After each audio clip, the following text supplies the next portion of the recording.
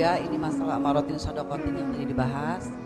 Saya mau tanya, mana yang harus didahulukan, memberi sodakoh atau santunan kepada fakir miskin atau yatim piatu, atau kita peduli dan memberi bantuan kepada saudara kita yang masih dalam kesusahan ataupun kemiskinan. Terkadang kebanyakan orang itu yang kaya raya itu lebih mementingkan dengan tujuan memberi sodakoh itu dengan tujuan apa, sedangkan dia itu membiarkan keluarganya dalam tahap kesusahan gitu. Mana yang lebih didahulukan? Assalamualaikum warahmatullahi wabarakatuh. Assalamualaikum warahmatullahi wabarakatuh. Ada yang bertanya sedekah antara sedekah dan menyantuni anak yatim. Sedekah itu menyantuni anak yatim juga sedekah. Berbuat baik kepada saudara juga sedekah. Barangkali yang ditanyakan prioritas, mana yang lebih kita dahulukan dalam sedekah? Semuanya adalah maknanya sedekah. Kalau kita nyantuni anak yatim namanya sedekah. Kita ngasih bibi kita sedekah. Kita bangun pondok sedekah. Sedekah itu berbuat baik. Dan sedekah wajib, sedekah sunnah. Sedekah wajib adalah zakat. Maka hukum wajib zakat adalah harus didahulukan dari yang lainnya. Jangan sampai Anda berkeinginan untuk membantu siapapun kecuali zakat sudah Anda bayar. Hati-hati. Sempurnakan zakat Anda dulu. Utang yang jatuh tempo bayari. Utang yang jatuh tempo. Tapi kalau utang bisnis dalam irama perdagangan itu adalah bukan jatuh tempo. Memang kalau orang berdagang biasanya biasa pinjam sana, pinjam barang, ngambil barang, itu adalah lain. Kemudian siapa yang harus kita dahulukan? Maka yang harus kita dahulukan adalah tanpa harus ada yang penting kita adil dulu. Tentunya yang paling didahulukan adalah orang yang paling dekat dengan kita. Apakah urusan nasab, urusan tempat? Urusan nasab misalnya, kalau bibi kita lapar, maka harus didahulukan. Ponakan kita, perlu kita dahulukan untuk kita bantu. Kalau kita punya uang untuk sedekah, bahkan kalau itu duit zakat, hendaknya kita beri terlebih dahulu. Jangan sampai zakat kita berikan orang lain, ternyata orang yang dekat dengan kita, kerabat-kerabat kita, tidak mendapatkan. Jadi sedekah kepada kerabat itu punya dua pahala. Pahala sedekah dan pahala silaturahim. Makanya kalau masih punya bibi yang sangat, tapi harus ada ukurannya. Ukurannya sekedar untuk menyelesaikan permasalahannya. Bukan, waduh, saya kan orang kaya, duit saya kan triliunan, miliaran. Saya punya bibi melarat. Oh melarat, iya. Melarat dibanding saya. Oh melaratnya dibanding kamu, bukan melarat itu. Berarti dia sudah itu kikir itu.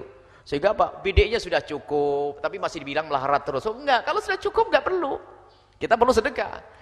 Kalau bibinya punya utang, sakit, suaminya enggak kerja, aduh, ini baru. Bantunya pun jangan, ya, tidak boleh bantunya. Aku akan bantu bibi saya sampai nanti bibi saya kaya kayak saya, baru saya sedekah. Wah ini orang kikir namanya.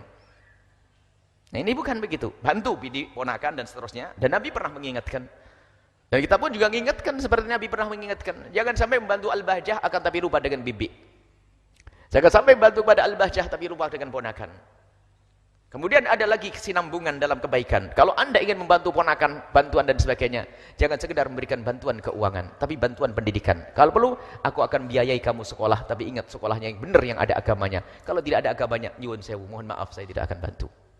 Kenapa? Kenal Allah adalah penting. Jangan membantu orang yang sekolah tapi tidak ada agamanya. Sama sekali. Karena apa? Di luar sana lihat kejahatan luar biasa. Tidak sholat dan sebagainya. Rugi kalau Anda membantu orang sekolah tapi tidak ada agamanya.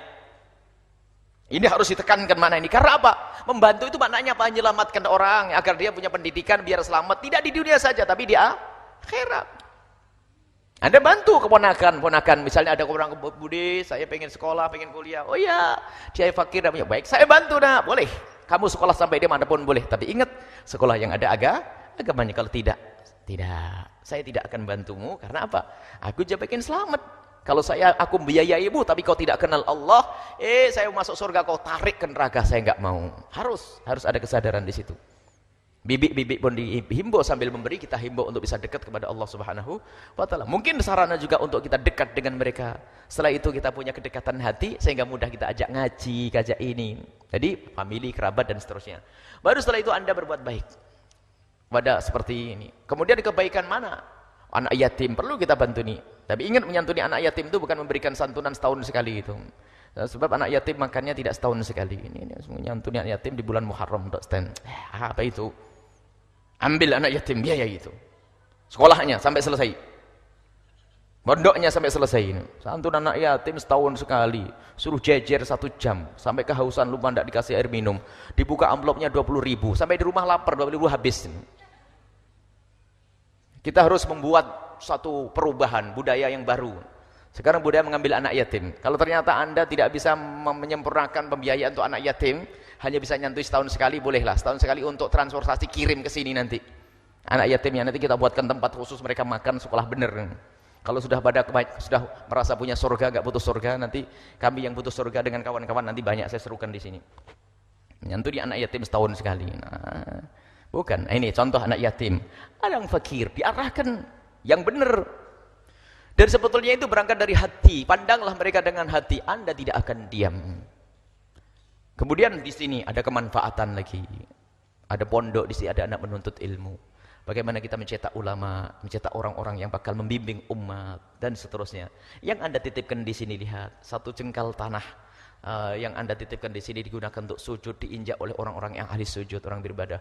Waktu kita mati nanti akan dapatkan kiriman dan kita perlu semacam itu. Dan ingat, Anda itu kejar-kejaran dengan malaikat Israel. Setiap hari malaikat Israel semakin dekat dengan kita itu. Malaikat Israel itu nggak akan luput itu, nggak akan lepas itu. Kalau sudah jadwalnya itu pasti datang malaikat Israel. Nggak bisa lupa. Makanya kita berlomba dengan malaikat Israel. Jangan sampai malaikat Israel datang kepada kita, kita belum punya kebaikan apapun sebelum berlalu. Jangan sampai kita hanya meninggalkan cerita dan meninggalkan kekayaan. Meninggalkan kekayaan, bukan meninggalkan kebaikan. Kalau pangkat sih jelas ketinggalan, hilang kalau pangkat. Kalau pangkat orang mati, pangkatnya sudah nggak ada. Biarpun Pak Presiden kalau mati ya mati mayat, bukan mayat presiden, nggak ada. Bupati juga. Tapi kalau kekayaan ini yang bermasalah. Kalau sudah mati, kekayaan masih tertinggal. Tak tahu yang ngendes, ya Allah, seandainya itu aku titipkan di tempat yang baik, seandainya. Mungkin masih ada kesadaran. Yang punya jabatan juga yang masih hidup, tolong gunakan jabatanmu adalah untuk kemuliaan, akan menjadi amal jariah nanti di akhirat, berguna kita di alam barzah, di padang mahsyar dan di surga Allah Subhanahu wa taala. Baik.